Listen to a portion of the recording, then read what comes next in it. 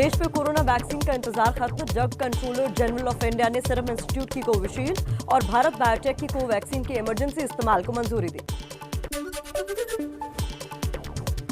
सभी लोगों को लगेगी कोरोना की वैक्सीन। एबीपी न्यूज से पीएम मोदी के प्रमुख वैज्ञानिक सलाहकार प्रोफेसर के विजय राघवन ने कहा, गरीबों को मुफ्त और बाकी लोगों को सस्ती दरों पर मिलेगी वैक्सीन। एबीपी न्यूज से बातचीत में सीरम इंस्टीट्यूट की सीईओ अदार पूनावाला ने कहा, 5 करोड़ डोज तैयार हैं। हमने पहले ही तैयारी कर ली थी, सरकार से अनुमति का इंतजार।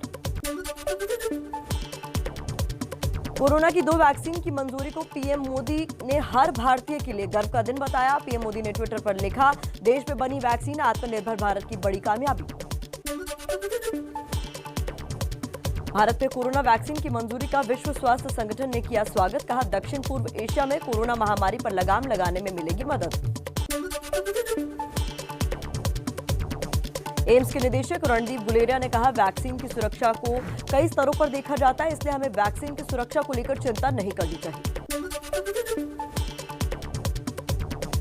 वैक्सीन को लेकर राजनीति भी तेज हो गई है। कांग्रेस नेता शशि थरूर और जयराम रमेश ने वैक्सीन को मंजूरी देने पर सवाल उठाए। थरूर ने कहा, तीसरे फेज का ट्रायल पूरा नहीं हुआ, अभी से इस्तेमाल ठीक नहीं। कोरोना वैक्सीन पर सवाल उठाने वालों पर बीजेपी अध्यक्ष जेपी नड्डा का बड़ा हमला। कहा, विपक्ष को भारत की कामयाबी पर नहीं होता गर्व, ऐसे राजनीति को देश करता रहेगा खारिज। स्वास्थ्य मंत्री डॉक्टर हर्षवर्धन का विपक्ष को जवाब। कहा, वैज्ञानिकों का सम्मान करें, वैक्सीन का राजनीतिकरण करना शर्मनाक। सुरक्षा और प्रभाव की जांच के आधार पर ही वैक्सीन को मंजूरी दी गई है। प्रकाश जावड़ेकर का कांग्रेस पर पलटवार। कहा, कांग्रेस ने बालाकोट एयर स्ट्राइक और पुलवामा हमले पर सवाल उठाया था, अब वैक्सीन पर शंका जाहिर कर रहे हैं।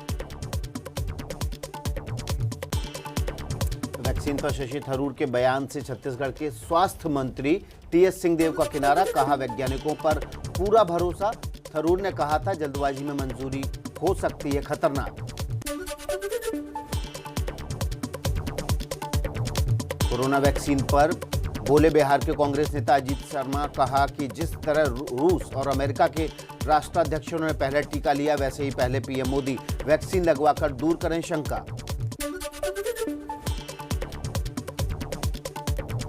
दिल्ली में कोरोना पर राहत भरी खबर। लगातार दूसरे दिन 24 घंटे में 500 से कम केस सामने आए। संक्रमण की दर भी अब तक के सबसे निचले स्तर पर पहुंची। बिहार में स्कूल कॉलेज आज से फिर खुलेंगे। सरकार ने सुरक्षा दिशा निर्देशों को जारी किया। कोरोना के चलते पिछले साल मार्च से बंद है संस्थान। गाजियाबाद के मुरादनगर में बड़ा हादसा। शमशान घाट की छत गिरने से 25 लोगों की मौत, 13 लोग घायल, कई की हालत गंभीर। मुरादनगर में करीब 4 महीने पहले ही बनाई गई थी छत। एनआरडीएफ की टीम ने एबीपी न्यूज से कहा, छत में खराब क्वालिटी का मटेरियल इस्तेमाल किया गया। शमशान परिसर में छत गिरने को लेकर केस दर्ज। मुरादनगर नगर पालिका के 86 अधिकारी, जूनियर इंजीनियर, सुपरवाइजर और ठेकेदार समेत कुछ अज्ञात लोगों के खिलाफ हुई एफआईआर। यूपी के सीएम योगी आदित्यनाथ ने मृतकों के परिवार वालों को 2-2 लाख रुपए की मदद देने का ऐलान किया। मेरठ मंडल के अधिकारियों से हादसे की रिपोर्ट मांगी। मुरादनगर हादसे पर पीएम मोदी और राष्ट्रपति रामनाथ कोविंद ने दुख जताया। मृतकों के परिजनों के प्रति संवेदना और घायल के जल्द स्वस्थ होने की कामना की। समाजवादी पार्टी के अध्यक्ष अखिलेश यादव ने मृतकों के परिजनों को 25 लाख मुआवजा देने की मांग की। कहा, सरकार उच्च स्तरीय जांच कराए। और अब फटाफट अंदाज में जान लीजिए किसान आंदोलन पर ताजा अपडेट। किसान आंदोलन का आज 40वां दिन है। किसान संगठनों और सरकार के बीच 8वें दौर की बातचीत दोपहर 2 बजे विज्ञान भवन में शुरू होगी। सरकार से बातचीत से पहले किसानों ने दिया अल्टीमेटम। कहा, अगर बातचीत फेल होती है तो 12 जनवरी को तीनों कृषि कानूनों की कॉपियां जलाकर मनाएंगे लोहड़ी का त्योहार। भारतीय किसान यूनियन के नेता राकेश टिकैत ने कहा, स्वामीनाथन कमेटी की रिपोर्ट कृषि कानूनों की वापसी और एमएसपी पर कानून वार्ता के एजेंडे में होगा। जब तक नहीं मानी जाएगी बात, तब तक हम वापस नहीं जाएंगे। किसानों से 8वें दौर की बातचीत से पहले राजनाथ सिंह से मिले नरेंद्र सिंह तोमर। सूत्रों के मुताबिक मौजूदा संकट के जल्द से जल्द समाधान के लिए बीच का रास्ता ढूंढने के लिए सभी संभावित विकल्पों पर चर्चा हुई। राजस्थान के शाहजहांपुर बॉर्डर पर फिर आंदोलनकारी किसानों और पुलिस के बीच झड़प। बैरिकेडिंग तोड़कर आगे बढ़ने की कोशिश कर रहे प्रदर्शनकारियों पर पुलिस ने आंसू गैस के गोले दागे। सोनिया गांधी ने बयान जारी कर कहा, पहली बार ऐसी अहंकारी सरकार सत्ता में आई है जिसे किसानों की पीड़ा दिखाई नहीं देती। उद्योगपतियों को मुनाफा पहुंचाने का सरकारी एजेंडा है। राहुल गांधी का मोदी सरकार पर निशाना, लिखा किसानों को एमएसपी की गारंटी न देने वाली मोदी सरकार उद्योगपतियों को अनाज गोदाम चलाने के लिए निश्चित मूल्य दे रही है। बीजेपी अध्यक्ष जेपी नड्डा और महासचिव बीएल संतोष का आज एक दिन का गुजरात दौरा। प्रदेश बीजेपी कार्यालय में अहम बैठक होनी है। प्रदेश अध्यक्ष सीआर पाटिल, सीएम विजय रूपाणी समेत कई नेता शामिल होंगे। गुजरात दौरे पर है संघ प्रमुख मोहन भागवत। आज अहमदाबाद में अखिल भारतीय टीम के साथ करेंगे बैठक। मध्य प्रदेश में शिवराज सरकार का कैबिनेट विस्तार। गोविंद सिंह राजपूत और तुलसीराम सिलावट को राज्यपाल ने दिलाई मंत्री पद की शपथ। दोनों नेता कमलनाथ सरकार में भी मंत्री रहे। तो अगली खबर का रुख कर लेते हैं फटाफट अंदाज में। एमपी के सीएम शिवराज सिंह चौहान का बड़ा बयान। राज्य में पत्थरबाजों से कड़ाई से निपटने के लिए कानून बनाएंगे। सार्वजनिक जगहों पर तोड़फोड़ करने वालों से वसूली के लिए भी होगा कानून। विधानसभा चुनाव की तैयारियों का जायजा लेने पश्चिम बंगाल पहुंचे एआईएमआईएम प्रमुख असदुद्दीन ओवैसी। हुगली में पार्टी कार्यकर्ताओं से मुलाकात की। राज्य में इसी साल है विधानसभा के चुनाव।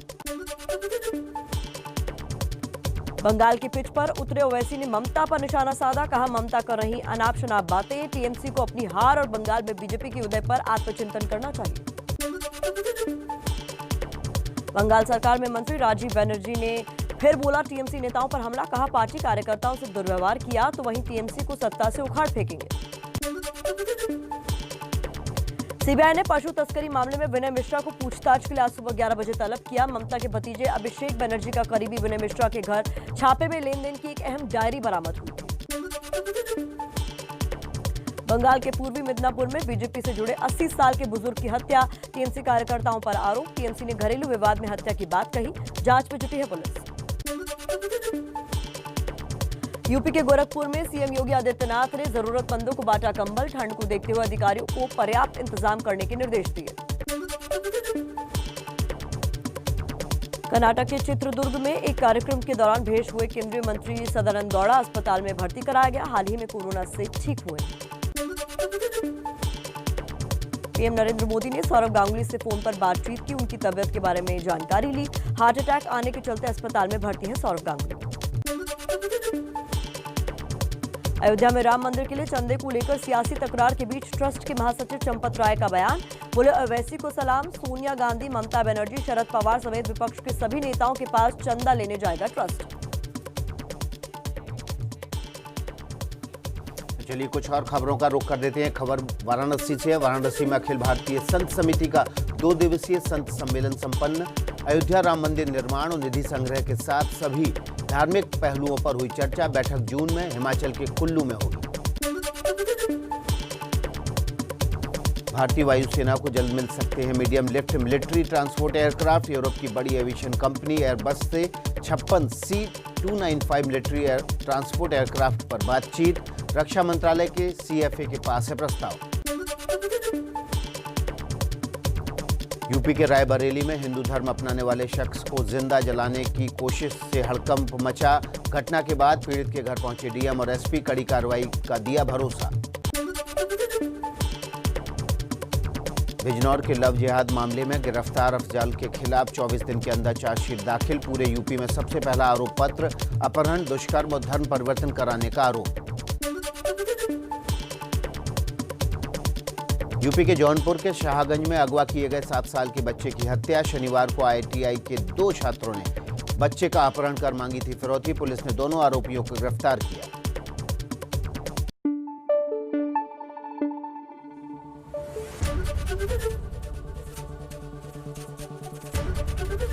ABP न्यूज आपको रखे आगे।